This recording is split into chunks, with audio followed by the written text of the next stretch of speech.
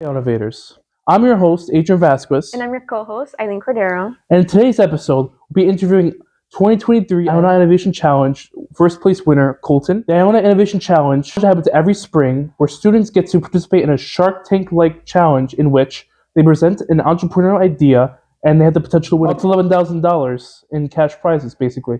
Welcome, Colton. Thank you for joining us. Thanks for having me.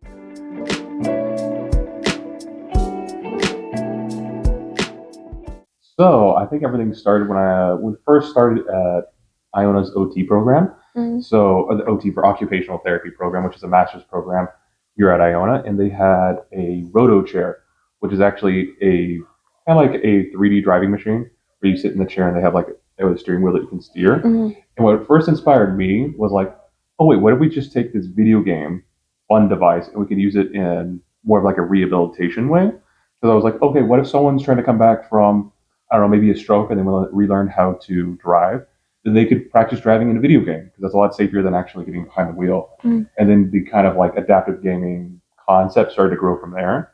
And then let's see, I think about this time last year.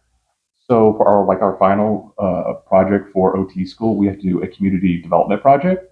So that's where we reach out to the people in our surrounding community and come up with an idea to help them out.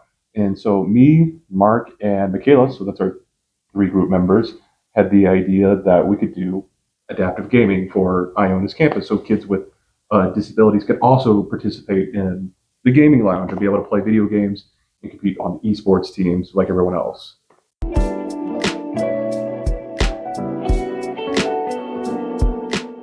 So I think the central theme of our idea is education-based. So a lot of people don't even know that Microsoft has an adaptive controller that can have different types of outputs, different types of switches, buttons, analog sticks that can be used for people with different ability levels. Like maybe they don't have super fine motor skills, so they can't make a fist, or they can't control a joystick like this. So, but maybe they could just rest their hand in like a U-shaped trough, and they could use that to manipulate their characters in the game.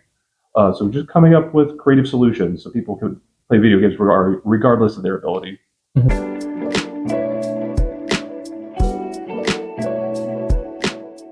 So for financial costs, I think it's pretty easy for us to keep going right now, since it's mostly education-based.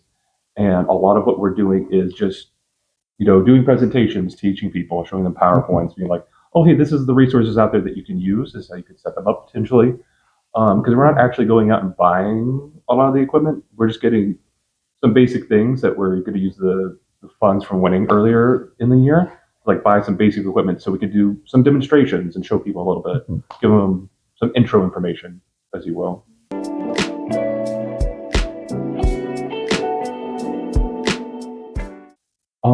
I would encourage students to take place because it's an incredible learning opportunity the whole way through.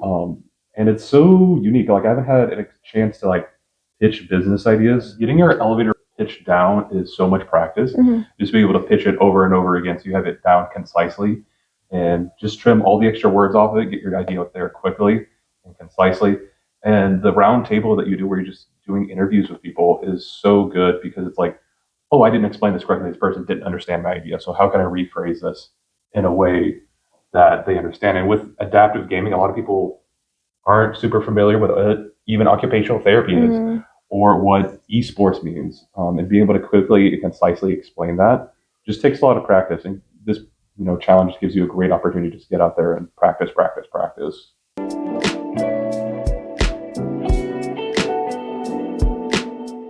think the mentorship was a huge help to me. Like I know one of our mentors was Lisa, and she was always available for questions.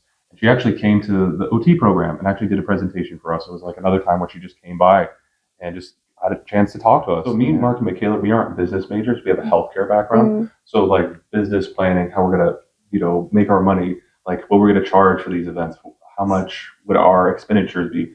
That's all very new concepts to us. So having someone like Lisa nearby that we could just ask like, oh, hey, does this pricing even sound right? Does this sound reasonable? Just having someone just ask simple questions like that is super helpful.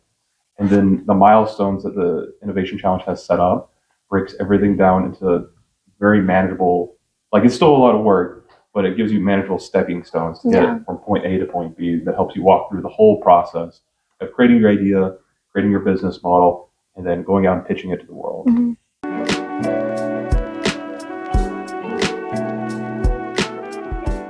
So I think right now where me, Mark, and Michaela are at is at the end of the OT program.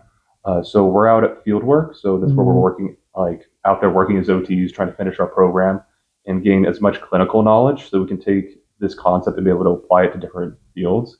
For example, Mark and Michaela did a rotation at a psychiatric center, so learning how to work with people with different kind of mental health issues and helping them play video games and develop a community that can support them.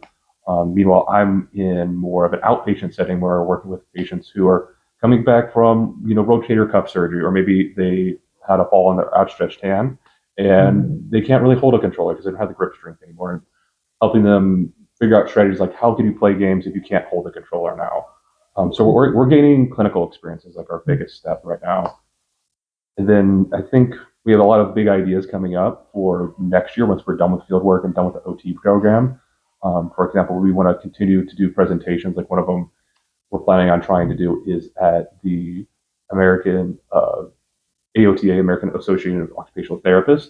They do like a yearly conference that's like a national thing, and we were hoping we could present there. Just continue to practice, teach people about adaptive gaming, and get feedback from other OTs working out there in the field.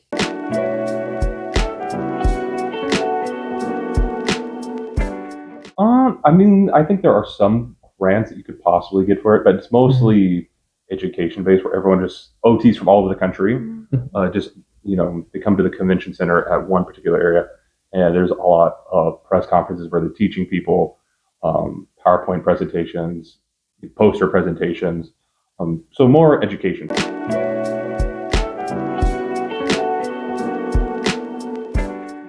So if you're having, anxiety about talking in public, which I did for a long time, I was a very anxious, introverted person.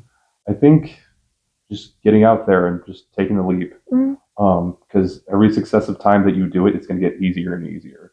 And then I know when I was doing the Innovation Challenge, when it was like the final pitch, the big night, I never spoken to a crowd that large before, and Mark, and Michaela were just like for hours every day. We were just like, or hours leading up to like the big event. We were just practicing. And once you have it down to the point where it's just memorized, you can just muscle memory it almost what you're going to say. It's so much easier than you think once you actually get up there and you take the leap. So just go for it. Thank you, Colton, for joining us today and telling us about your IIC journey. Thank you, viewers, for tuning in. Join us for our next episode. Follow us on socials at Heinz Institute, and see you in the next one.